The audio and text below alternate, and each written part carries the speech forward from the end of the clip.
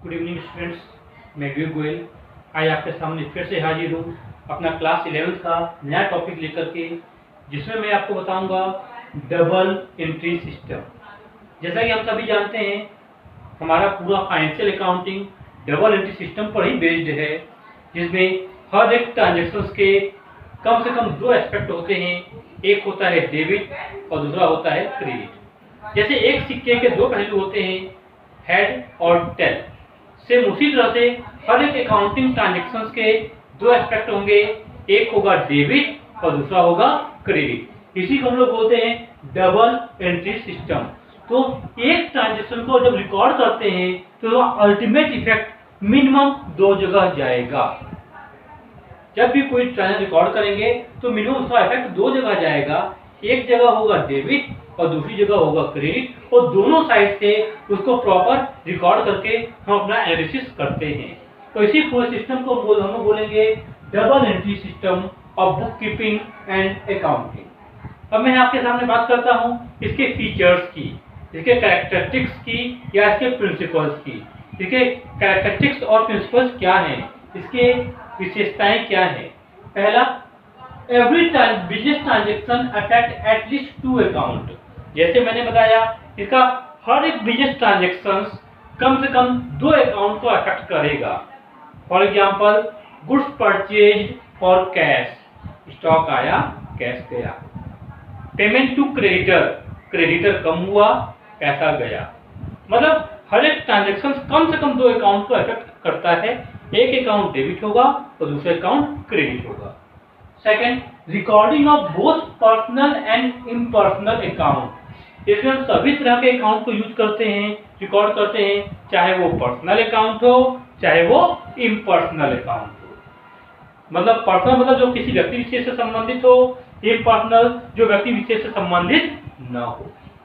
तीसरा पॉइंट है, recording is made according to certain specified rules. जो भी हम ट्रांजेक्शन को रिकॉर्ड करेंगे उसको कुछ अकाउंटिंग रूल्स को फॉलो करते हुए बनाएंगे जो कि स्पेसिफाई किए गए हैं। फिर लास्ट पॉइंट आपका आता है प्रिपरेशन ऑफ ट्रायल बैलेंस। फिर हम अकाउंटिंग जो प्रोसेस है, accounting process recording, classifying and summarising में हम प्रिपेयर करते हैं ट्रायल बैलेंस।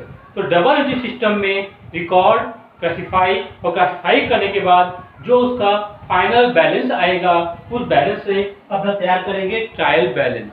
और ट्रायल बैलेंस के दो साइड होते हैं, एक होता है डेबिट साइड और दूसरा होता है क्रेडिट साइड। तो ट्रायल बैलेंस के दोनों साइड टैली होने चाहिए, बराबर होने चाहिए, जो कि प्रूफ करता है double entry system of book keeping and accounting. दोनों साइड डेबिट और क्रेडिट बराबर होंगे। इसी के साथ ये पॉइंट आपका फिनिश होता है। अब मैं आपको नेक्स्ट पॉइंट बताने जा रहा हूँ, advantage of double entry system.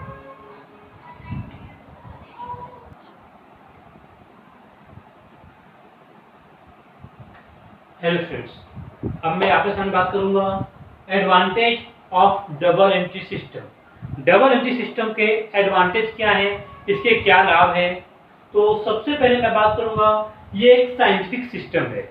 It is scientific system, एक साइंटिफिक सिस्टम है और इसमें सब कुछ साइंटिफिकली बताया जाता है कि हर एक ट्रांजेक्शन के दो एस्पेक्ट होते हैं और उसको डिफरेंट साइड में, दो अलग अलग अकाउंट में डिफरेंट साइड में रिकॉर्ड किया जाता है।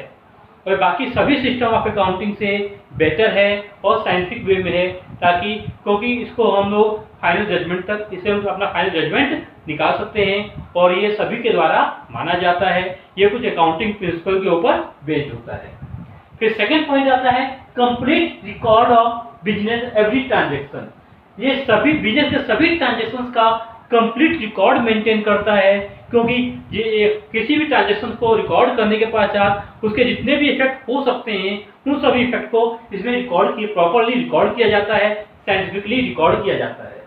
थर्ड है प्रिपरेशन ऑफ ट्रायल बैलेंस। जैसा कि मैंने अभी अपने फीचर्स में बताया था, डबल एंट्री सिस्टम का फीचर है ट्रायल बैलेंस प्रिपेयर किया जा सकता है।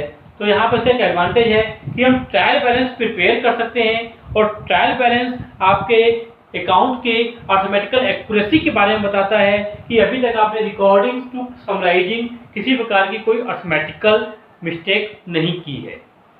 फिर है fourth point, preparation of financial statement. Financial statement को प्रिपेयर करना।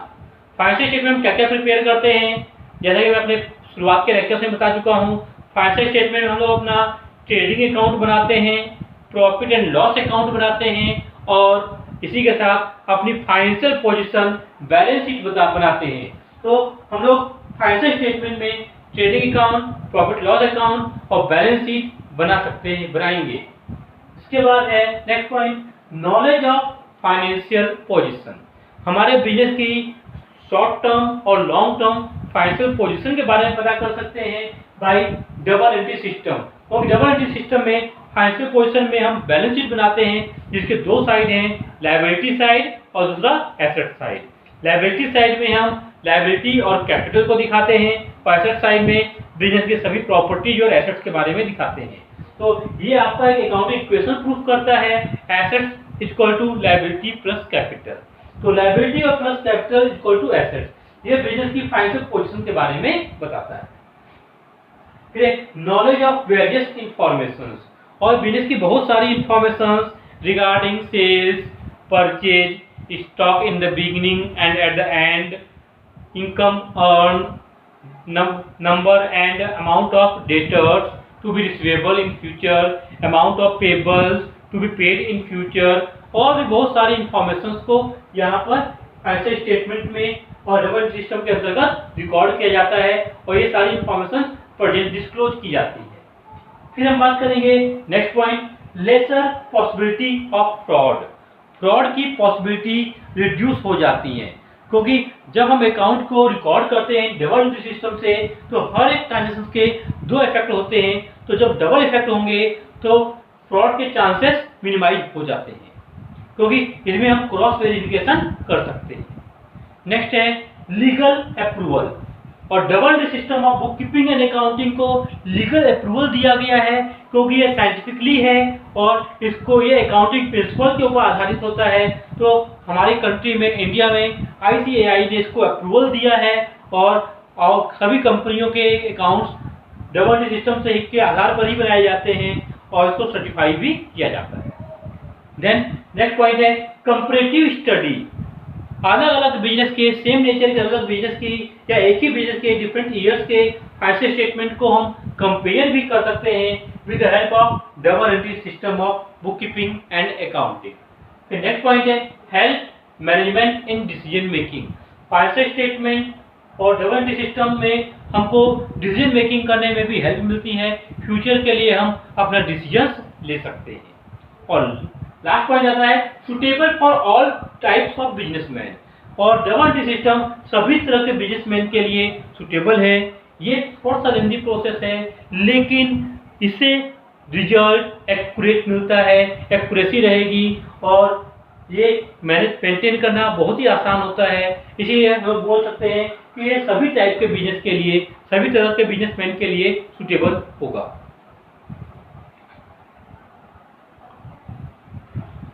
अपना नेक्स्ट पॉइंट बताने जा रहा हूँ, disadvantage of double entry system. इस डबल एंट्री सिस्टम में जैसे कुछ एडवांटेज हैं तो इसके कुछ लिमिटेशंस भी हैं, डिसएडवांटेज भी हैं।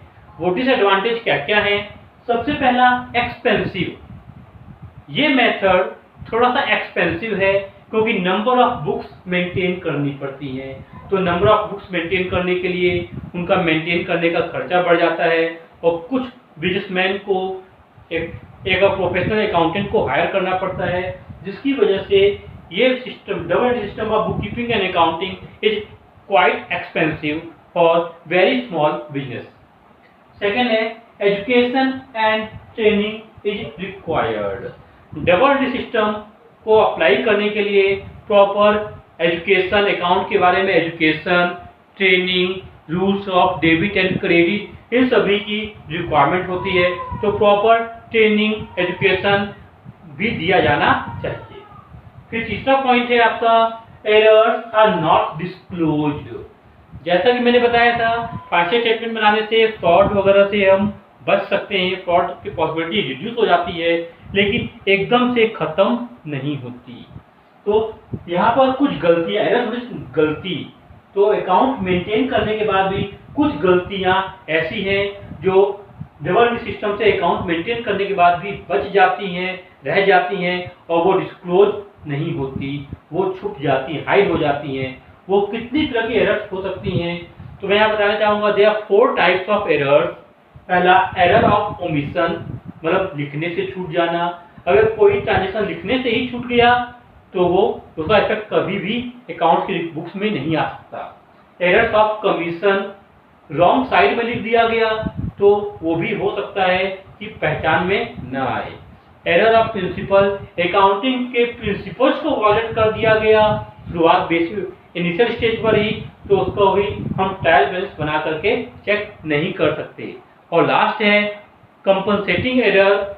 ये क्या होता है कि एक एरर को दूसरी एरर के थ्रू कैंसिल कर दिया जाए, तो एक error, one error is compensated by another error. तो ये 4 एरर ऐसी होती हैं जिससे ट्रायल बैलेंस जिसको डिस्क्लोज नहीं कर सकता और ये आपकी गलतियां फाइनेंशियल स्टेटमेंट में भी एज यूजुअल रह जाती हैं। तो ये हमारी कमियां हैं, जो डबल एंट्री सिस्टम की कमियां हैं। तो ओवरऑल मैं बोलना चाहूँगा इसकी मेरिट्स, इसके advantage is much more than disadvantage. इसके डिसएडवांटेज से ओवरकम किया, इसके डिसएडवांटेज को ओवरकम किया जा सकता है। इसीलिए हम लोग फोकस करेंगे अपने स्टडी में double entry system of book keeping and accounting. इसी के साथ मैं आज का अपना लेक्चर फिनिश कर रहा हूँ। धन्यवाद, सत श्री अकाल। और अपने आगे वाले लेक्चर्स में मैं आपको और भी इंफॉर्मेशन इसी तरह से देता रहूँगा। जी धन्यवाद।